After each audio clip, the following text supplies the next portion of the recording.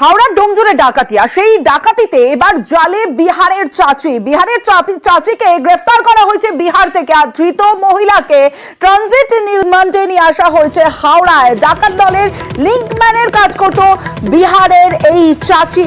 ডোমজুড়ে ডাকাতিতে জালে বিহারের চাচি, ধৃত মহিলাকে ট্রানজিট রিমান্ডে নিয়ে আসা হয়েছে হাওড়ায়। কারণ হাওড়া ডোমজুড়ে যে ডাকাতির ঘটনা, সেই ঘটনায় বিহারের চাচিকে এবার গ্রেফতার করা হয়েছে। আমার সঙ্গে আমার দুই প্রতিনিধি রয়েছে দেবাশিস, এবং আমার সঙ্গে আরেক প্রতিনিধি ডোমজুর থেকে রয়েছে দেবাশিস, অন্যদিকে আসানসোল থেকে রয়েছে দীপক। আমি প্রথমেই দেবাশিসের কাছে যাবো। দেবাশিস, এই যে ডোমজুরের ডাকাতির ঘটনাতে এই বিহারের চাচির ভূমিকা কি ছিল? দেখো, মূলত পুলিশ যে তদন্ত করে জানতে পেরেছে এবং যে ধৃত মনীষ থেকে শুরু করে বিকাশ ঝা, তাদেরকে জিজ্ঞাসাবাদ করে যেটা জানতে পারে, আশা দেবী মাহাতো ওরফে চাচি ছিল এই ডাকাত দল। এই ডাকাত দল নয়, বিহারের একাধিক এই ধরনের ডাকাত বা দুষ্কৃতীদের লজিস্টিক সাপোর্ট দিত চাচি। বিভিন্ন জায়গায় বিভিন্ন রাজ্যে যারা ক্রাইম করতে যেত, সেই রাজ্যে গিয়ে সে নিজে বাড়ি ভাড়া নিত এবং পরবর্তীকালে তার আত্মীয় আসছে বলে সেই ক্রিমিনালদের সেখানে আস্তানা দিত। যেটা করেছিল এই ডোমজুড়ের ডাকাতির ক্ষেত্রেও। আসানসোলে প্রায় 3 মাস সেখানে বাড়ি ভাড়া নেয় এবং পরবর্তীকালে সেখান থেকে ডোমজুড়ের অঙ্কুরহাটিতে বাড়ি ভাড়া নেয়।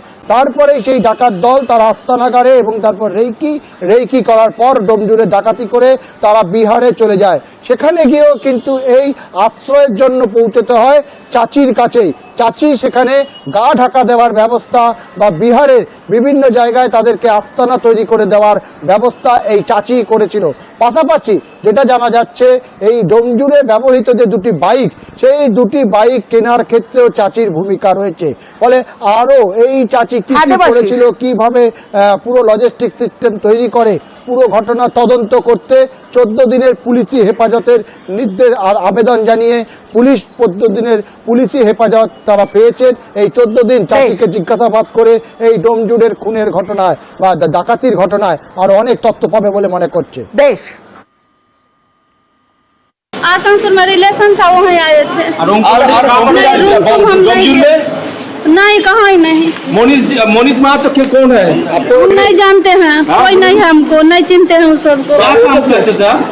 आपका काम क्या? खेती बाड़ी करते हैं घर पर। क्या डकाती में प्लान किया आप? डकाती में नहीं। হাওড়া ডোমজুড়ে ডাকাতিতে জালে বিহারের চাচি, তাকে ট্রানজিট রিমান্ডে বিহার থেকে নিয়ে আসা হয়েছে হাওড়ায়। কিন্তু আসানসোলে দীর্ঘদিন বাড়ি ভাড়া নিয়েছিলেন এই বিহারের চাচি। আসানসোল থেকে আমার প্রতিনিধি দীপক রয়েছে আমার সঙ্গে, দীপকের সঙ্গে কথা বলবো। দীপক, তার মানে আসানসোলেও একাধিক জায়গায় আরো ডাকাতির ছক ছিল এই বিহারের চাচির।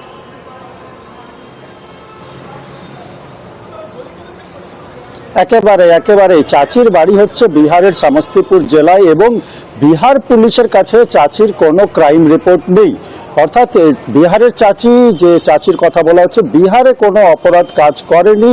তিনি আসানসোলে এসে 3 মাস বাড়ি ভাড়া নিয়েছিলেন এবং বিহারের সমস্তিপুরের এক গ্রামের, তার নিজের গ্রামেরই এক পরিচিত ব্যক্তির কাছেই বাড়ি ভাড়া নিয়েছিলেন এবং মিডিল ম্যান ছিল বাহাদুর, সেই বাড়ি ভাড়া দেওয়া করিয়েছিল। এবং এই বাড়িতে মহিশিলার 3 নম্বর কলোনির চাষি পাড়াতে এই বাড়িতেই বসে পড়ে গোটা ডাকাতির ঘটনার ছক কষে চাচি এবং ডাকাত দলরা কোন দিক দিয়ে ঢুকবে, কোন গাড়ি ব্যবহার করবে এবং ডাকাতির লুট করা সোনা কোন দোকানে বিক্রি হবে, পুরোটাই কিন্তু চাচি ঠিক করে দিয়েছিল। এবং পালিয়ে পড়ে বিহারের কোন জায়গায় তারা আশ্রয় নেবে সেটাও চাচি ঠিক করে দিয়েছিল। এখন পুলিশ দেখছে কি, আসানসোলে যেহেতু 3 মাস ধরে তা আশ্রয় নিয়েছিল, আসানসোলেও কোনো অপরাধ ঘটনা ঘটাতে পারে। অর্থাৎ বা রানীগঞ্জে যে ডাকাতির ঘটনা ঘটেছিল তার সঙ্গে চাচির কি যোগ রয়েছে সেই ক্ষেত্রে আসানসোল দেখছে পুলিশ। অনেক ধন্যবাদ দীপক তোমাকে। দেবাশিস, তোমাকেও ধন্যবাদ।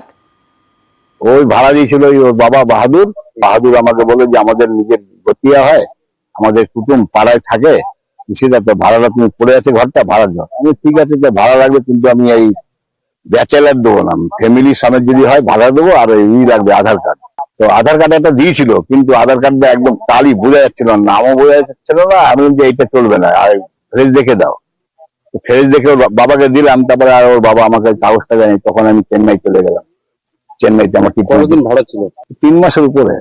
কি কাজ করতো কিছু জানতে? বলছে পাথর আনলোড লোড আনলোড করে পাথর।